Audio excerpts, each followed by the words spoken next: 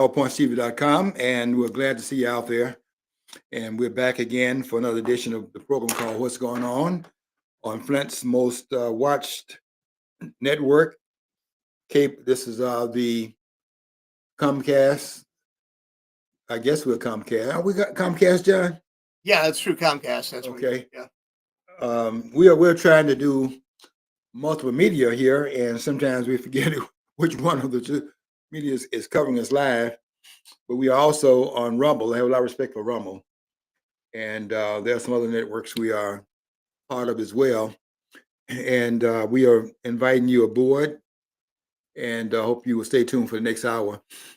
I'm going to be talking a little bit about maybe two different topics, and then not so different.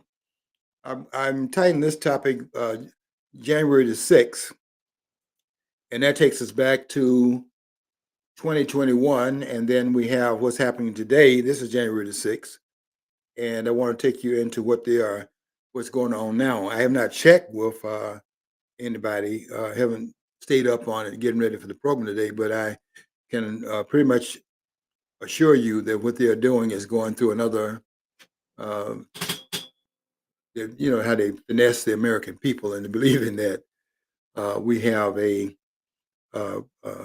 democracy in this country through which our leaders are listening to us, and that what we do with our vote, we vote in a certain group that's going to carry out a policy mandate based upon the outcome of the vote.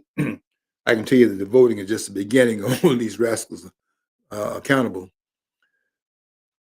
Anyway, we are back to square one here. This is a 4-year from that date, the infamous January the 6th. And we're back again from that time period. And we are now, what goes around comes around. So we're now back to looking at how things will go today.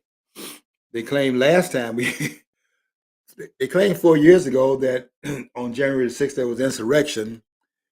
And, when you look back at certain events and you can see how methodical the planning was, and this planning was very methodical, because for them to have reached into the historical bag of the 14th Amendment, the third section of the 14th Amendment, and then to claim that there was an insurrection, and then to use that as a way of trying to thwart Donald Trump from running for president by saying because the language in Section 3 says that if you are involved in an insurrection after you have taken the oath of office, where you pledge allegiance to the flag and to the republic for which it stands, and so on and so forth. And if you don't forget the words, as Kamala Harris did when she was installing the office holders into their office in the Congress, they're sworn in on the 3rd of January, and Kamala Harris, and I think this is another show of disrespect and disdain for the country, didn't even know the pledge.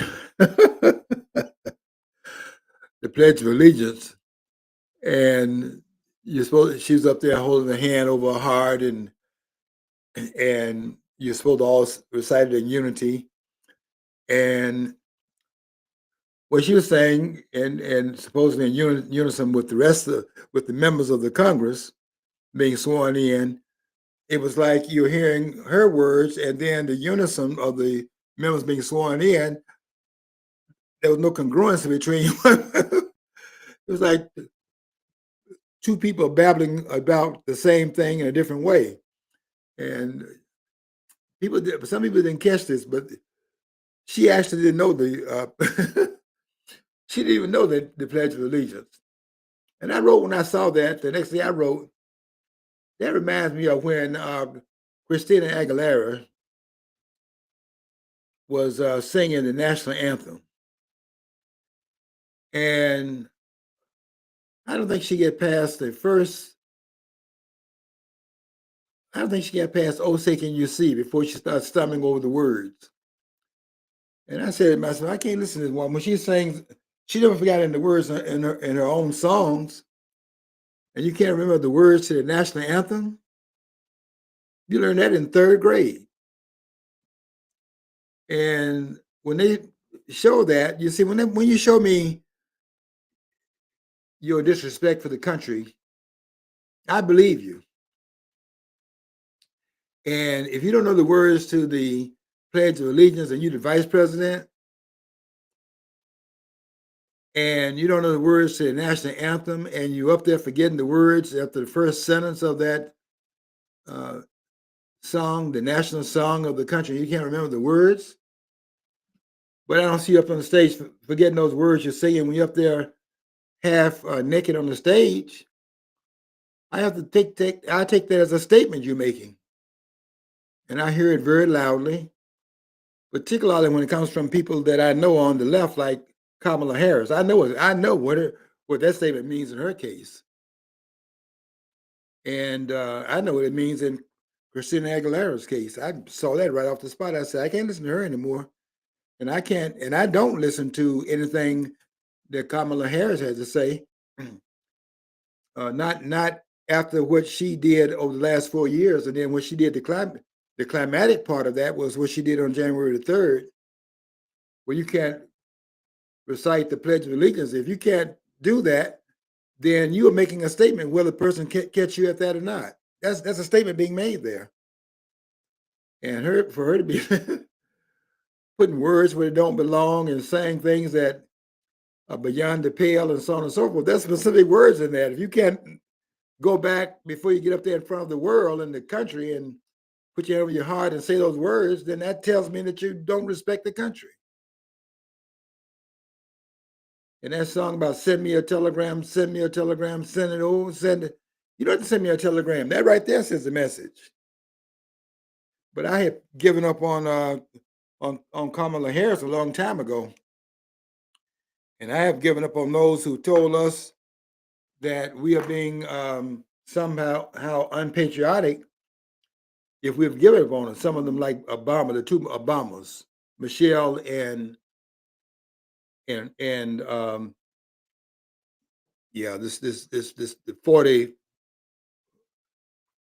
44th president of the United States, Barack Hussein. Yeah, that guy. I remember the liberals making a big deal when conservatives would put his full name in. They said, "Oh, they're Hussein. Why did they do that for? Because that's his name." That's his name. Yeah, they did like the George Walker Bush and George Herbert Walker Bush. They added their full names to differentiate. So, and it makes a statement. And I'm making a statement by mentioning the whole name because I have a point behind why I'm using his name, because I think that it's just like that commercial they have. It's not so much a commercial. It's where Kamala Harris is talking about her mother. She's always talking about her mother's a proud woman. That guy comes in. They got a guy on the side, and he comes in and out, and he'll say, "Who's an Indian?" And she'll say she's this and she's that, and he'll come and say, and she's Indian. And he'll say, why isn't she saying that she's Indian? Well, it's because they're passing off, obviously, as a black person. But she identified with her Indian, her mother ancestry. She had a father from, I think, from the West Indies. And but she claimed the ancestry. I have no problem with that. She claimed the ancestry of her mother, so her Indian ancestry from the subcontinent of India. And when she was running for president, all of a sudden she jumped over here in this other space, and that's what that person is saying on that video where he comes in and out saying, "Why isn't she saying she's Indian?" Well, it wasn't palatable to say that anymore because she's running for president as a black person. But be that as it may, if she had claimed her African side or black side or whatever you want to call it of the ancestry, the politics is still goes askance because I think that person on the left have shown who they are. We have enough background into that to realize that these persons are not patriotic toward this country. These people are doing something to undermine this country, and we need to understand what their agenda is. And I hope I'll be able to get some time to go into that today because I want to kind of tie that in with everything else I came to the studio to talk about. But I've not been paying too much attention to how things are going on this January the 6th compared to how it went 4 years ago. But I would believe, based on the politics of the moment, that things are going pretty smoothly because there's also part of the politics of the moment, and that is they're finessing the American people to believe that this January 6th will be different than that January 6th because that was about people that were not patriotic, and now they're going to show you how the patriotic party does it. When the patriotic party was the way they did it last 4 years ago, and they're now doing what amounts to finessing the public and covering up what is really going on because behind the scenes they're trying to draw a contrast between how they're going to handle themselves today and how it was handled back in the time period when they claimed there was insurrection. That's a claim they made, of which they've given no proof of it. And the politics of that is yet to be talked about. But you need to go back and look at that very carefully and see what the politics were about during that time period, back 4 years ago, what they were doing. Because this is a well thought out plan. It was designed to if they couldn't get Donald Trump in the wash, they get him in the rinse. If they could not stop him through the electoral process, they're gonna stop him through the legal process. But stop him is what they thought they must do because this guy is throwing a monkey wrench in what was a fait accompli if he had not intervened. Donald Trump intervened in some real big plans they had for this country. Because the plan of the country, quite frankly, is that one day Americans are just going to wake up and they're going to find out these incremental steps toward a certain direction is that they're going to wake up and find out that they're living in a communist country. That's the game plan, but they don't want to give the hand away too quickly. But they know, what's that song say? I know when you have to know when to hold them and know when to fold them.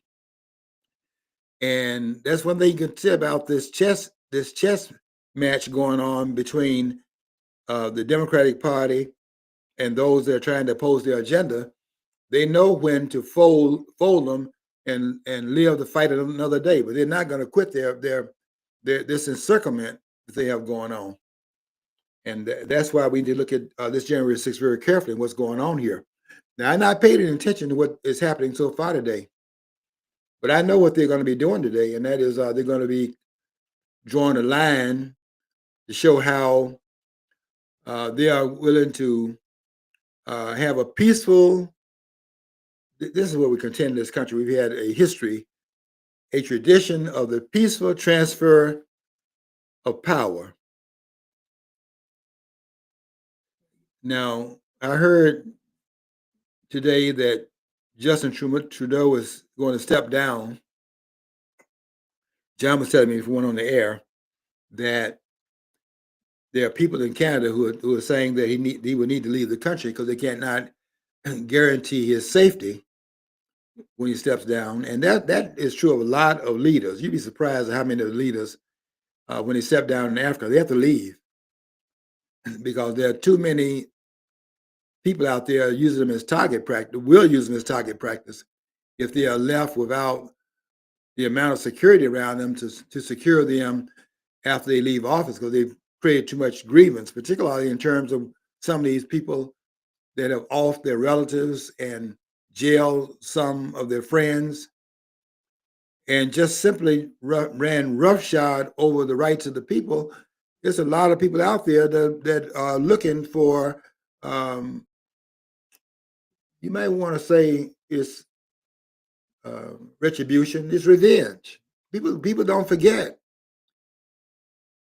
what you did when you were in power, and what they want to do is they want to, if the legal system does not take you on and bring about justice, then you encourage people to take matters into their own hand. But somebody has to speak to the blood that's been lettered and the violations that have been engaged in. And if you don't take care of that, the people will feel that you got away with it. And some of them not going to allow that given the amount of harm that was done in their particular cases. And you'd be surprised how many of them, they step down, then they leave, they get out. I know a country, I've been in the country. I may be there again this summer, so I can't say which one it is, but I have been in one country where when the leader steps down, they put the leader immediately on the arrest because they know what you're doing. They know what you're doing in power. And so you step down, you go to jail. And most of them, that's pretty much most of them.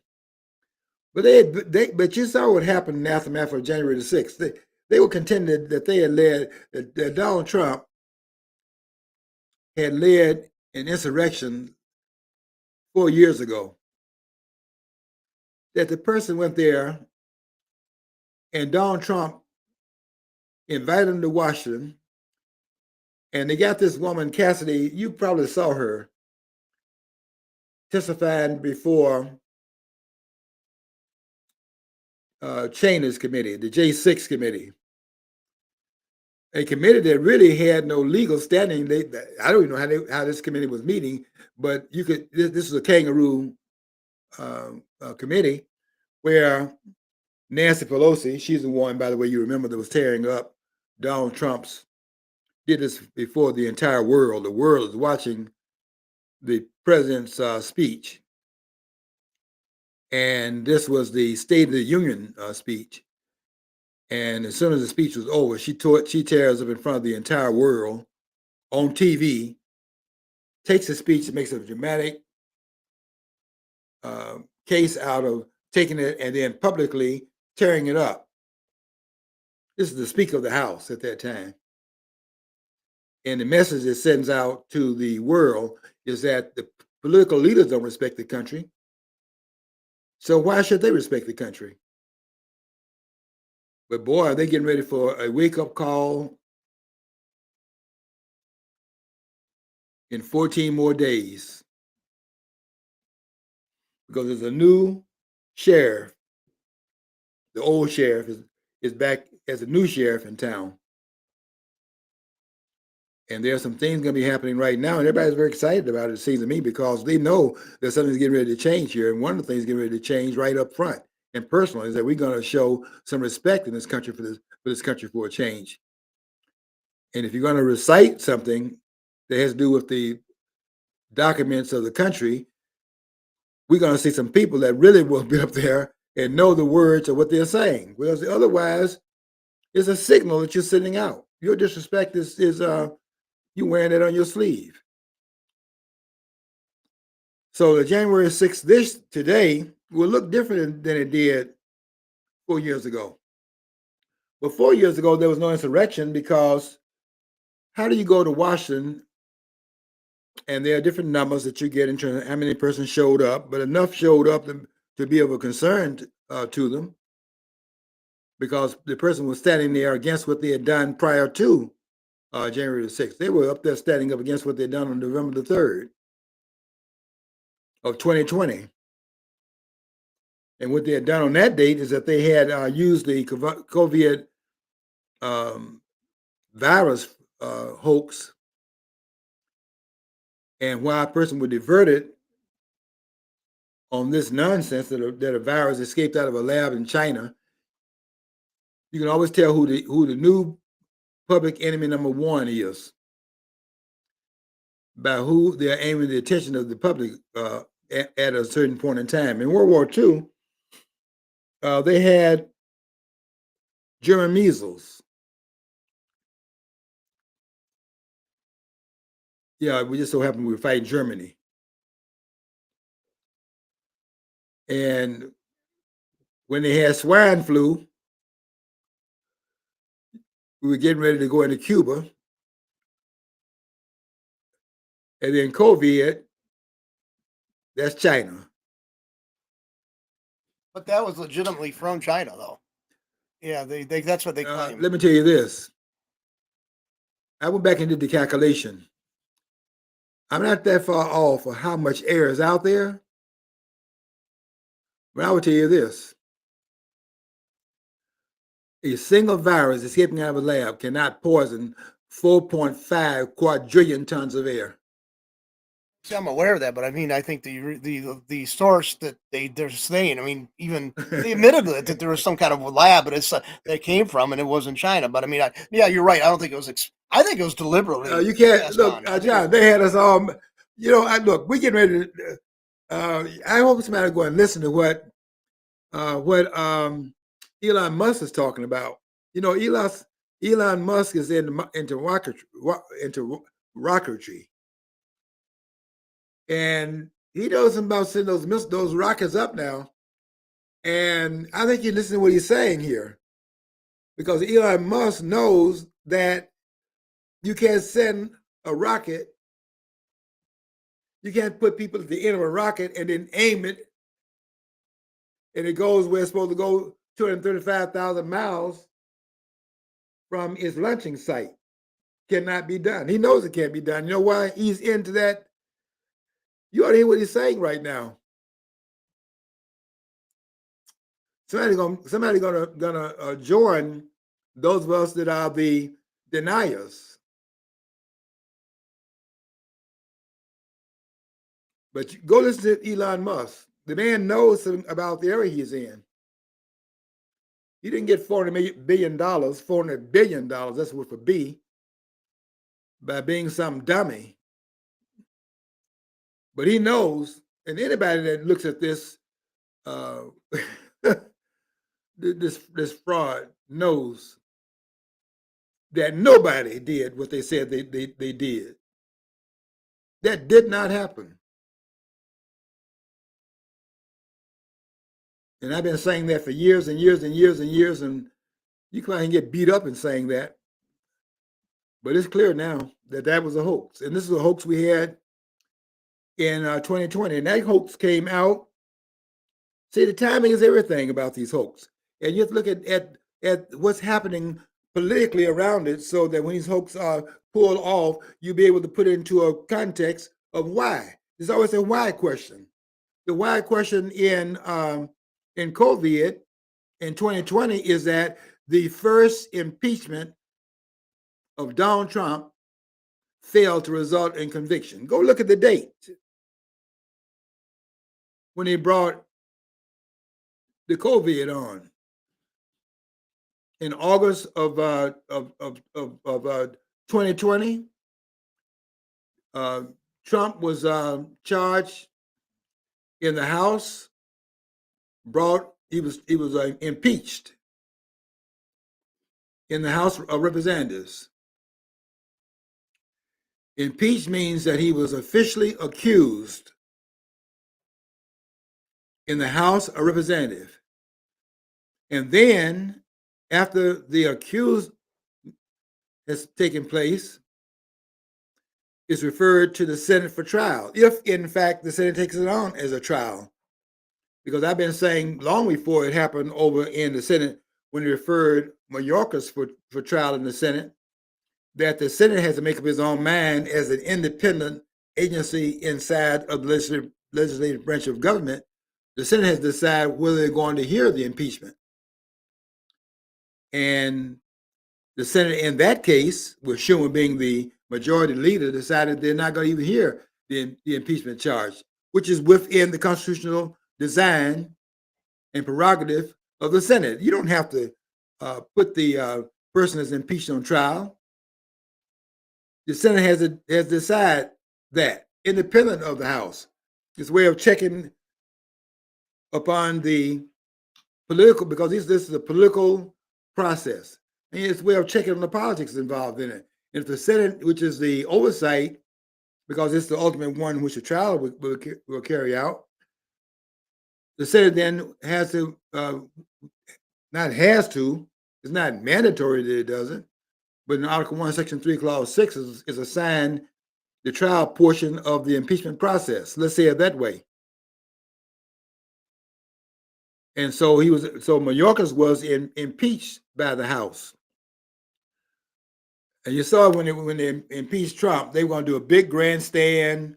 They're going to have the people going over there. They got this big. It almost reminded me of the Warren Commission report, where they had this big book. Earl Warren is carrying it, and he's the Chief Justice of the Supreme Court. He got this big book, and nobody even suspects it's a book full of lies. And they're gonna go over there with this big book, and hand it over. This is what our findings are, and blah blah blah, and all the findings when there were nothing but a bunch of nonsense. And that's what they did with Trump's impeachment. They're gonna take it over there to the Senate. You saw them all walking there.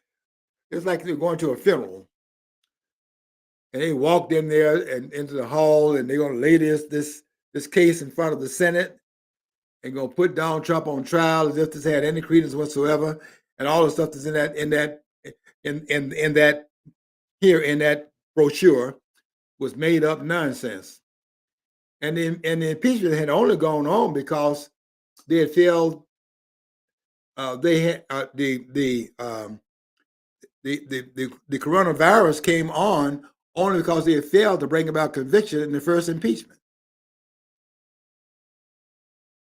They did not convict Donald Trump.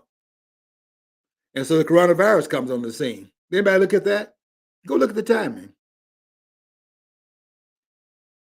They were intending to stop this man from going in there and throwing a monkey wrench into their operation in Washington, because Washington's a club. It's a political club made up of Democrats and Republicans. And if you think this body is a body of the people, for the people, by the people, all parliaments are parliaments of the politicians, by the politicians, for the politicians. That's what they are. And there's not a dime worth of difference between one and the other. And Trudeau, yes, you heading out of town because if you're representing the Canadian people, you would step down to be celebrated. But that's not what Trudeau was doing. And that's not what they're doing in Washington right now. They don't head out of town here because we are basically a law-abiding country. But at one time in this law-abiding country, if you were out there doing some things and you stepped down, they were ready to tar and feather you, because we had greater accountability at that point. I will tell you this little side point. They had promised in 1787. They had given their word. There were 3 holdouts at the Constitutional Convention that would not sign that document. There were 42 of them are still there. Of the 55 that showed up at some point, they showed up at different times for a lot of different reasons. But 3 of them at the very end, there were 42 of them at the end of the 55 that showed up in Philadelphia. 3 of them refused to sign because they were not yet convinced that there were enough restraints upon power. And they felt that they had to draw out. If you look at the document, I know the document better than anybody in the country. I'm gonna say some things here about Article 2, Section 2, Clause 2, also again. I'm gonna ask these jokers in Washington today, what are they doing meeting with individual members of the Senate? Where is that found anywhere? And how did that get started? I'm going to show you what is required here, and then what they're doing. Show you how stupid they are.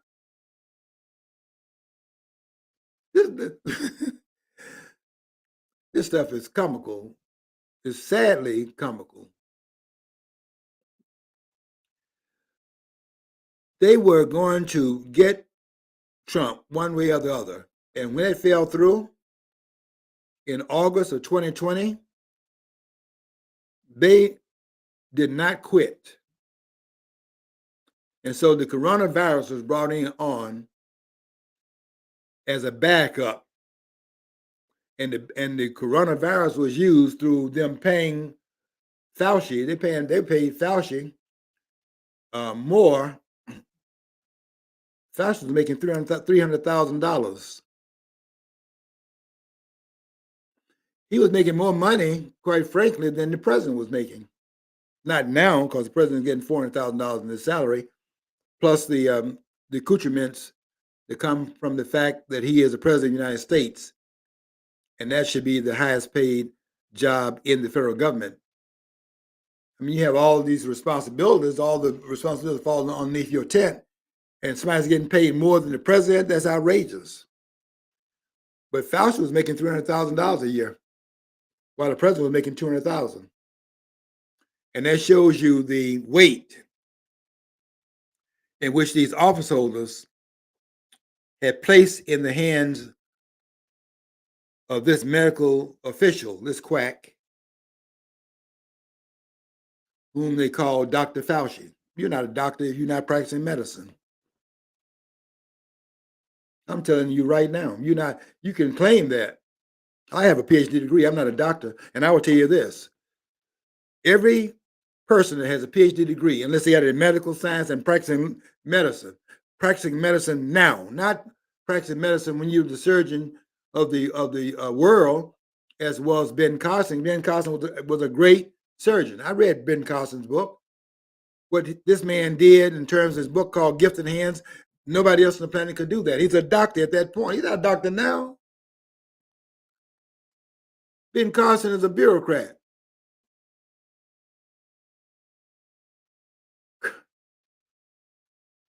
And they were paying this bureaucrat, Anthony Fauci, they were paying him $300,000 a year and calling him doctor because once he did that. You're not doing it now. If you practice carpentry and you stop doing that and you start preaching,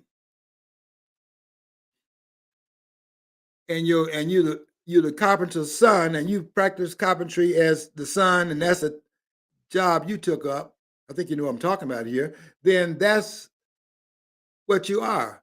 But you got another thing that you are now doing, and that's what you're doing now. So I wouldn't call him the carpenter's son at that point. He's something else now. It's another title he's wearing at that point. Would you agree with that? You see, a thing is not what it is, it's what it's becoming. It's not what it was, it's what it is now. That's why I used to tell people all the time, an egg is not really an egg, it's a chicken striving to come into being.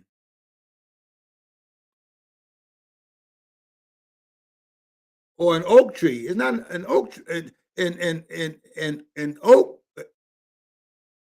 acorn is an oak tree trying to come into existence. And you know what I'm going to say now. All you anti-lifers that want to clean your stuff up, a person that is in fact striving to come into life in being are these babies that you are murdering. And you're up here trying to figure out at what point you can do that and feel good about going to bed at night. That's what that is about, trying to determine when, can we detect the beat? Is there something that is he feeling it yet? Can he, when he pull his body apart, is he feeling that? Shut up. That's at the point of inception, there's a baby striving to come into existence.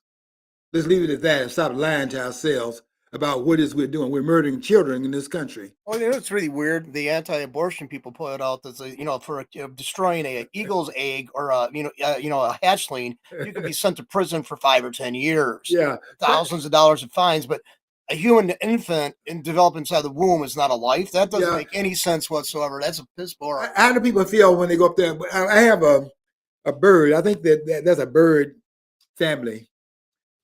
They usually I don't go out in the backyard a lot. I'm going out there barbecuing or something. There's a bird. It seems like it's a bird family because every year in that nest, they put that nest up there where the cat can't get to it, and normally nobody would bother in that little space there, right over the light in my on my back area that shines in that area there, and there's a nest there. I never bothered the nest, and the birds don't have to build another nest. It's coming, but all of them think it's like they all know the nest is up there because they all seem like they go up there and lay their egg. There's nobody gonna allow me to feel good about myself if I go up there. If those birds have brought all those twigs, I don't know how they do it, but I know that nest does not fall apart, and it somehow is. Uh, I saw them when they were building it a long time ago. They would go out there and bring a twig here and keep going back and forth and building the nest. And now that nest just stays there. But nobody's going to tell me that they're going to allow me to feel good about myself at night if I go up there and knock that nest down, or when they put an egg in there, which is going to create a bird. Well, that bird will come back until what's in that nest is incubated into a place where the offspring can fend for itself, and the offspring will lay in that nest comfortably because he has a house that he feels comfortable in. He doesn't have to work for a place to stay, and they bring his food every day. They're out there shopping. In my yard, they go out there in the front yard. I'm making a point not to spray my yard because the birds go out there in the front yard it's like a trillion of them out there. What are they doing? They're shopping. Oh, by the way, we do have a comment. It was like I Okay. didn't see it earlier, but they're talking about Kamala Harris. The person said that woman, Kamala Harris, would Okay. pretend to be whatever it took to be president. How disrespectful and disgusting to hear her use different accents depending on what crowd she is in front of. She is an embarrassment, and Yeah, she's an embarrassment. She's an embarrassment, and she learned that accent to accent herself differently in different constituencies. She learned that from Hillary Clinton. Clinton telling us, "I don't feel no ways tired." You're talking down to people and so on and so forth. They're gonna still vote for you. like Hillary Clinton saying she always carries hot sauce in her purse when she was talking to a Southern audience. Like, yeah, I really believe that. Yeah, Okay. these are shysters. These people are shysters. I got to tell you, look, they're finessing the American people. We got to stop being so gullible in this country. She said she was named after Sir Edmund Hillary, and she was born before. They say Edmund Hillary did his mountain climbing bit. Oh God, he just constantly he's John, have you seen that skit they did on Saturday Night Live? They had this one skit where they were imitating the program that's done by Steve Harvey, his program, and they had this guy. He used to be on what's the guy's name? He was playing the role of Steve Harvey. He had a mustache up there like Harvey has, and he had this lady imitating Kamala Harris, and they asked her, Steve Harvey, quote unquote, they asked her a very simple question. And then here comes Kamala. And she says, "Steve, my mother was a proud woman." And then this guy that's imitating Steve Harvey said, here we go. Because here comes the noise. And it's a very funny skit. But Kamala Harris was always saying her mom. She never would tell you her mom was. She identified with her mom. I don't have any problem with that. I identify with my mom. My mom deceased April 12th, 1980. I would tell you, I would never forget that date. I have no problem with you identifying with your mom, but let's not change that once you start running for office, because then you become a shyster, which is what most of these politicians are.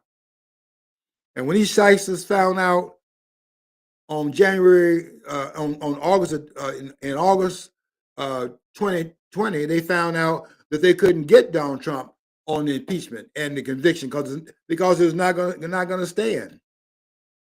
Not with the American people backing Donald Trump.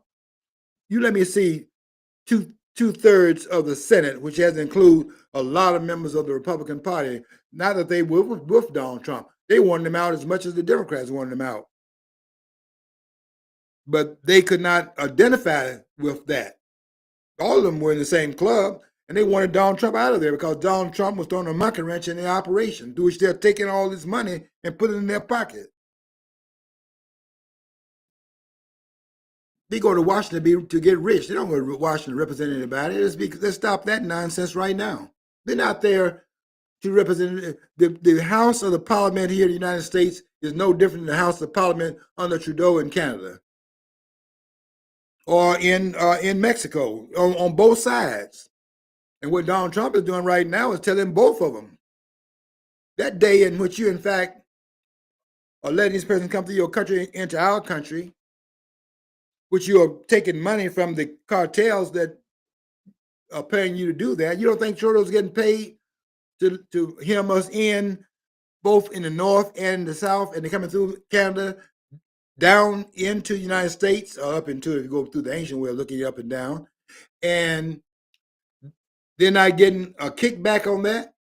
The cartel is making billions of dollars on this. This trafficking of people into this country is $1 billion industry, more than that. You don't tell me politicians not getting a cut of it? They're getting a cut of it here in the United States. They don't care anything about this country and the people in this country. Every time I get a thing through the mail telling me to send some money, I'm gonna send some money to the veterans, particularly the wounded warriors. It may not be a million dollars, but I'm gonna send something. People have got the limb shot off and so on and so forth, not for the country, for these politicians. So you don't tell me anything about them. When I see people coming to this country, flooding this country, and they are giving them more rights than they give to our veterans, you don't tell me anything else. I'm through with you. No politician can say anything to me.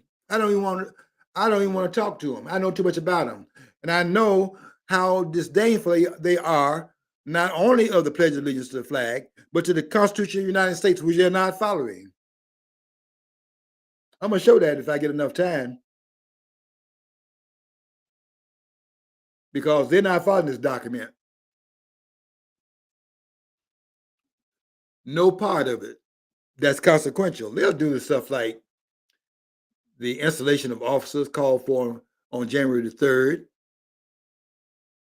They install the officer on that date, which they could change the date if they want to, according to the Constitution. Not binding to be on that date. It can be changed to another date, but it's January 3rd now. You can change the inauguration date. Used to be March 4th. Now it's January the 20th. That's 14 days now. Don't forget I'm counting down. I can't wait for Biden to get out of there. We got 14 more days of this ignorant nonsense. And don't act like you didn't know this man was in fact impaired, cognitively impaired. Don't act like you didn't know that. All of a sudden they're so surprised that this man can't walk up the stairs. He's been falling off the stairs, falling off bicycles, just falling and walking. He's been doing that 4 years in front of the public, although he was doing a lot of it before that. And he's been stumbling around Washington for 50 years. All that comes to a close in another 14 days. I can't hardly wait for it to get past the 20th, or at least get to the 20th at 12 o'clock. I want to see what he does on the 20th. I want to see if he shows up. It's not mandatory that he shows up. And if I were him, I would leave early. Not because anything will happen to him, but because it's an embarrassment for him to sit on that stage. His power is transferred to act like there's a peaceful transfer of power. We shot 4 people in the head in this country.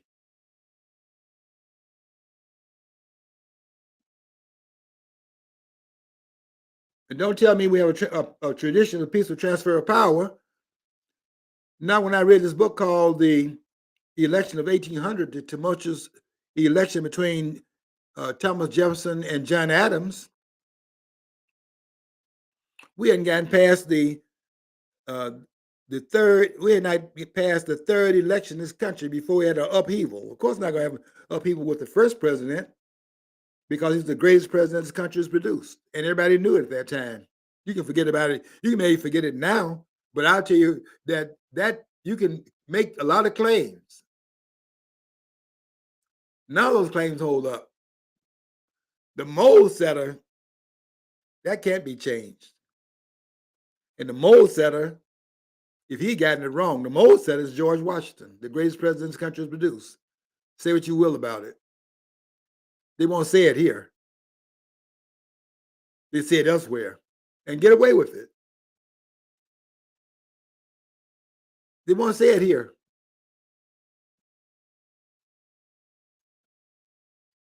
That's why they don't call in here. They don't call in here. I tell them every time I get on the air, I tell them, come and tell me where I'm wrong. I'm making some points about this document they claim they're following, and I ask them, show me the error. So far, I'm like Victor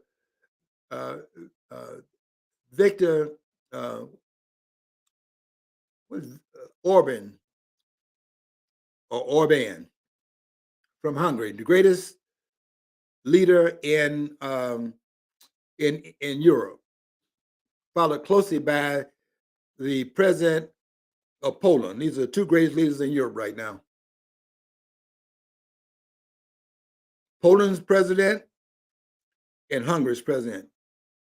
My half brother is half. He's got a different, he's got a different last name than I do. He's Polish in his ancestry. My mom was Hungarian. Mm-hmm. I'm glad I'm here because I can never speak any one of those languages. I'm serious. Hungarian is one. I'm serious. I mean, Orban's not that hard. Okay, there's other names would be much more bizarre to try to pronounce. Believe me. Yeah, I can believe that because I have followed a lot of what goes on in those two countries because I have a lot of respect for the leadership that's found there. They understand what's going on, and that's why they are protecting their national sovereignty, unlike what we're doing in this country. Okay, another thing is too, though. Okay, I'd like to know this. People call him racist because he doesn't want to bring all these problems on board. I mean, they've looked at other countries in Europe that brought the migrants in, which means invaders, but they bring them in. There's horrible things going on, and they try to find a way telling the people who are those of the country to say, who are the natives of the country, saying you just have to deal with it because we're just, this is the way we're going to envision the world. Yeah. But yet but the people advocating that, and there's a certain group that I could really go after, are isolating and insulating themselves from the effects of that. They always do. John, I can tell you this. I would equate that with what I wrote today in my Facebook post as I was dealing with this January 6th stuff 4 years ago, and then how it's going to look today. And I predicted, I have not looked at the way it's playing out right now, but I predicted it's going to go pretty smoothly. Not because they believe in anything differently, but they understand they have to wait their time, and they're moving the country incrementally toward a certain goal that they have, and they can do it. They don't want to be premature. They want to incrementally do this. But I wrote today on my Facebook post something similar to what we're talking about here, and that is that they have in the wash this thing of this country being taken over. They want to move this country. They can claim that they're democratic socialists. This is what they're claiming under Bernard Sanders. We call him Bernie. That's the first mistake. He's Bernard. He's Bernie if you are in his family or maybe a close relative or something. And AOC is Alexandria Ocasio-Cortez. We don't know her, and AOC don't get it. And look out for any of these people whose names they begin to breathe. They don't call Ronald Reagan. They don't call him RWR. They don't abbreviate his name. Have you seen any abbreviation for Ronald Reagan? Of course not, because that plays into a larger agenda issue here. FDR, what is that about? What do you think that's about? All these initials of people on the left. What are they doing with that, you think? No agenda? Or a hidden agenda? I brought this book to the studio because I thought I would probably get a chance to mention it. I want people to read this book by one of my favorite writers, one of my favorite authors, and he's been one of my favorite authors ever since I read the book John gave me called uh, Radical Son. After I read that book, I said, this guy got something to say. To my David Horowitz. And I've been reading everything he's written. Everything this man puts out. This man is a polymath.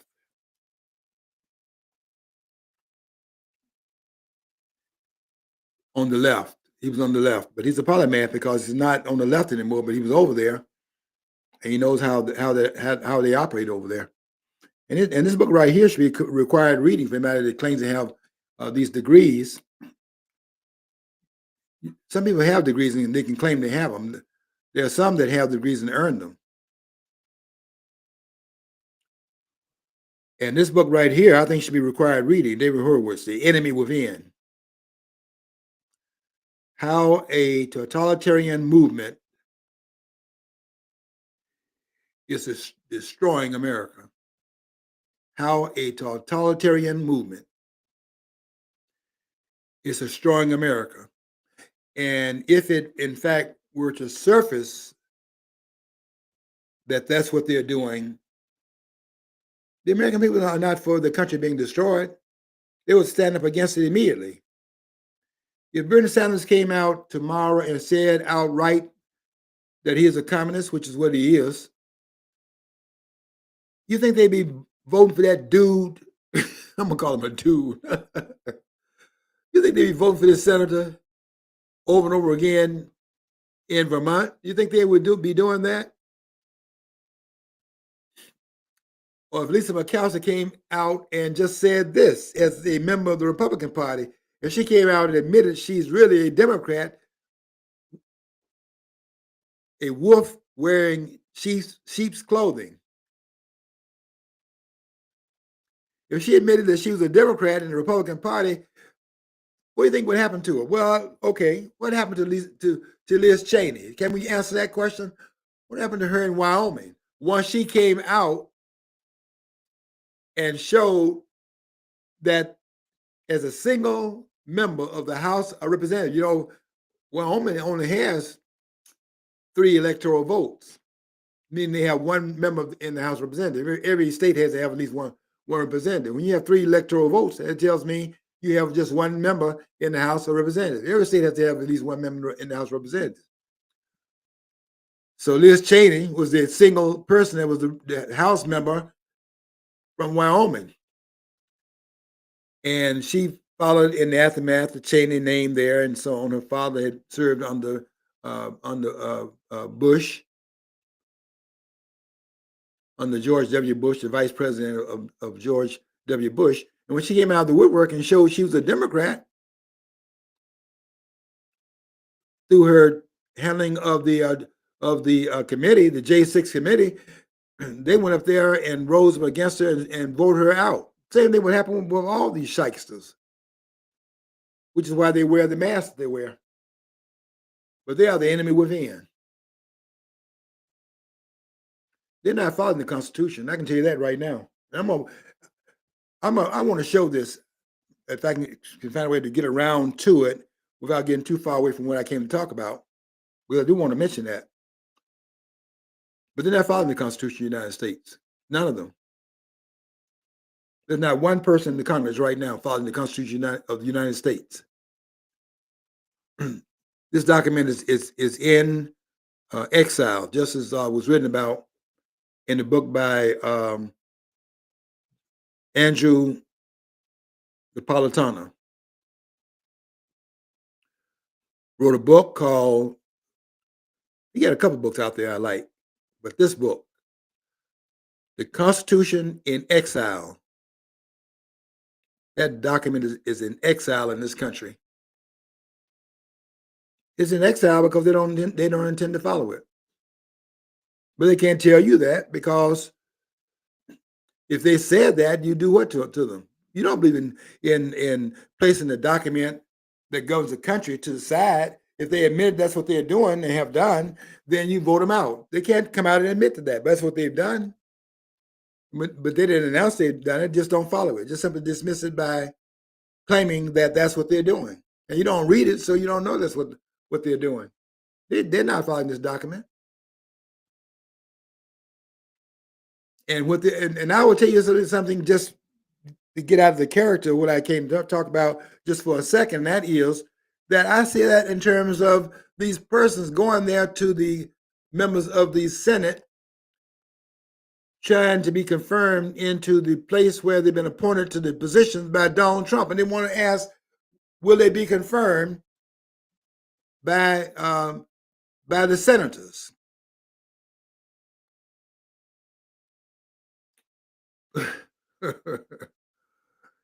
I want them to show me in Article 2,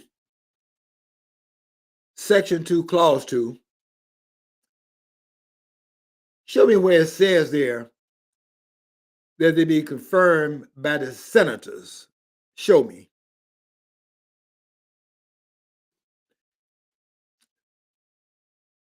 They should be confirmed by the Senate. So why are these jokers up there on the hill like they are Caesar and having these person that's been nominated going up there to the senators individually to meet with them for what?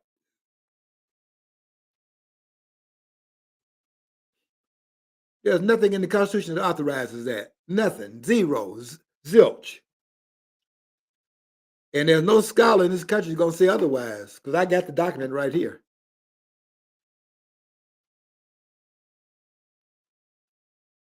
And I know the process very well. And they're not going to say one word. I guarantee that. They won't say one word. Not Kamala, who doesn't know the Pledge of Allegiance. Not Aguilera, doesn't know the words to the national anthem. Not to the members of the Congress who don't know anything about the Constitution of the United States. And that's an outrage. That's an outrage of the outrages. Because they swore to uphold the document. How can you uphold something you don't even understand the document? They don't understand this document. And if they understood, they wouldn't follow it because they're politicians. The Congress is the Parliament is a body of the politicians, for the politicians, written and governed by the politicians, for them, for their benefit. And this idea that it's about government of the people, by the people, for the people, give me a break. That was a fear they had at the Constitutional Convention. That it would not be a government of the people. That's what their fear was. That's why 3 persons abstained from signing the document. They were not convinced that they had actually done that work, enough of it to make sure that would be the parameters through which the government would operate. And they were not sure they had done that. They had done some good work there. But 3 of them were unconvinced they had restrained the government enough. They wanted some more guarantees. I asked myself a lot of questions when I was in grad school, because I was not satisfied with what they were saying up there in front of that room, as they saw in the papers I was writing.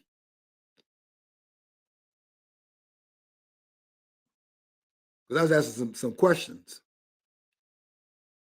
that were not being discussed. And the question I was raising was, how could they, in that convention, have allowed some of the things they allowed to go on, and they were there in that convention, and they allowed this to go on within a 10-year period of time of what they agreed to in that room? How could that happen? I asked the question specifically because I had read where William Blunt was being impeached. He was a senator at that time from North Carolina. He would later on become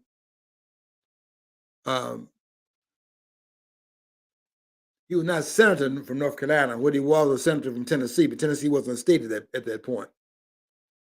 North Carolina was a state, one of the 13 original colonies.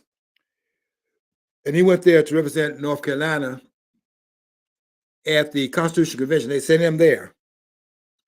And when I saw him being impeached 10 years later, he not given a peek about it and submitting himself to a process that's not allowed by what they agreed to in the Constitutional Convention, I had to ask myself, how could that happen? And he's there at the convention, and that is what they agreed to in the convention in Article 1, Section 5, Clause 2.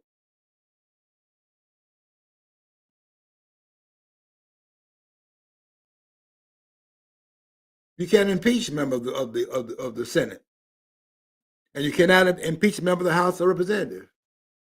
And think about that for a minute. That can't be done because if you can impeach the members of the state representatives, you can then impeach them from why they were sent there in the first place. Because each of them was sent there as a watchdog over what they had created. They didn't trust these persons. You can turn these jokers loose on the American people. They sent them there to watch them. They sent them as watchdogs. That's why the members of the House were sent to Washington, D.C., and why the members of the Senate were sent there. The members of the House were sent there as the representatives of the people. It's called the House of Representatives. They went there to represent the people as the watchdogs on behalf of the people. They're not satisfied even with that. They sent the senators there as representatives of the Senate. And given that, you can see why they imbued them with different levels of authority. 2 years for the members of the House and a certain standard in which they had to meet in order for them to be those office holders, a lower standard. But to represent the states, a higher standard. And then the highest standard for those who are elected into the office where you are the single office holder over the entire country. Go look at how they elevated, in each of those cases, they are elevated up the credentials of what it would take to occupy those offices. 25 years, members of the House, 30 years for the Senate, 35 years for the president. But they didn't feel that, 3 of them didn't feel they had done enough. They did a lot now to lock them down, but they didn't think they had done enough, and so they were going to hold out for more restraints,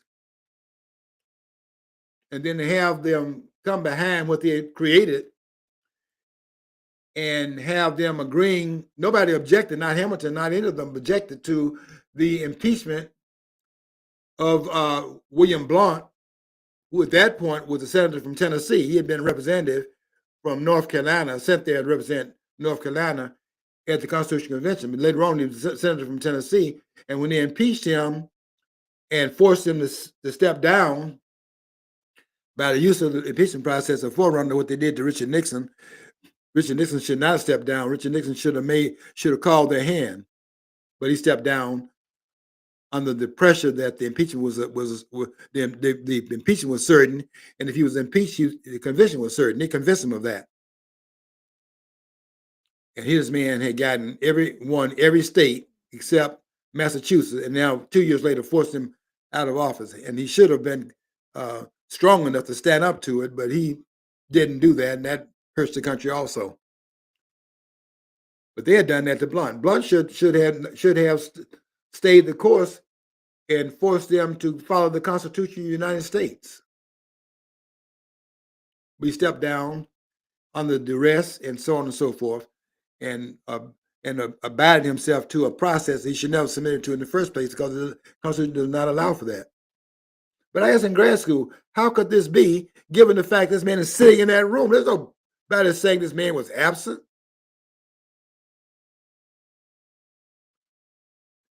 So how did that happen? Well, I had to figure out how it happened.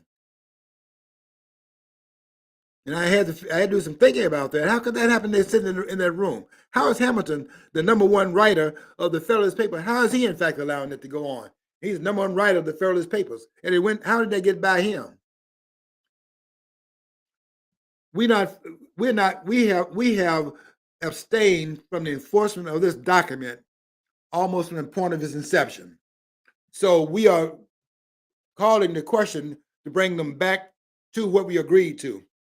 And until we do that, we're never going to be on safe ground to protect that which we have as a custodial. We're the custodians of it today to pass down to our children. We won't be able to be good custodians until we understand what we've lost, and we can only understand that to understand what was created for the posterity of the founders of this country. That's what I'm trying to say here. Okay, I'm sorry to run out of time because there's a lot more I need to say here, but I'll say the rest of it next week and some more the week after that. But follow what's going on today, because this is the 6th of January, and you'll learn some. Just watch what they do today. I'm going to say, without having watched it so far, that they're going to make it a very clean, smooth transition. Not going to raise any storm and so forth.